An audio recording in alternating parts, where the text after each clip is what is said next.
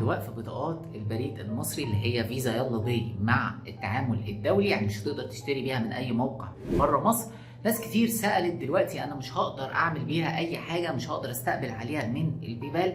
واتكلمنا في الموضوع ده وقلت لكم ان الفتره الجايه هيبان بقى هل هتقف ولا لا مع استقبالات البيبال. زي ما قلت لكم قبل كده ان الناس اللي رابطه جديد بالبيبال مش هينفع تربط، لان موضوع ربط البيبال بيحتاج دولار وبيحتاج بعد كده تاكيد بيورو ونص، ودي تعتبر معامله شراء دولي.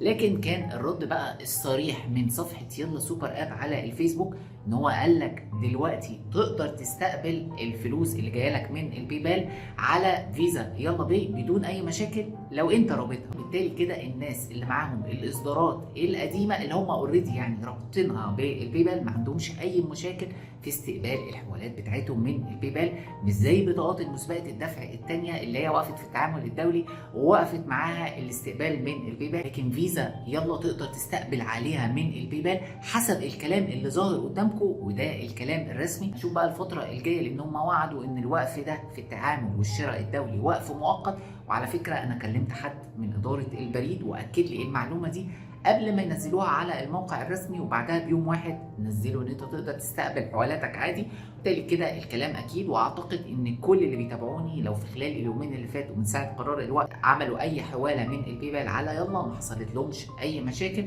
المشكله الوحيده اللي هتفضل لك في التعامل مع يلا والبيبال لو انت اصلا رابطها مش لسه هتربطها، ان انت مثلا لو بتشتري دومين من موقع، بتتعامل على اي موقع فيه شراء وعامل بوابه الدفع بتاعته هي البيبال، مش هينفع يخصم الفلوس من يلا باي عن طريق البيبال، لان انتوا عارفين البيبال بيبقى يعتبر وسيط بين الفيزا المربوطه بيه وبين الموقع. فبالتالي كده مش هتعرف تشتري عن طريق البيبال لانها وقفت الشراء، لكن الاستقبال شغال عادي.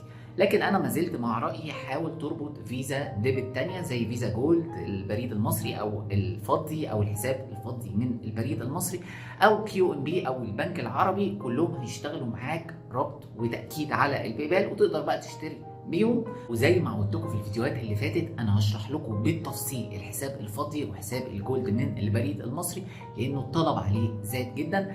اتمنى الخير والتوفيق للجميع. شكرا جدا يا جماعه لحسن استماعكم. السلام عليكم ورحمه الله وبركاته.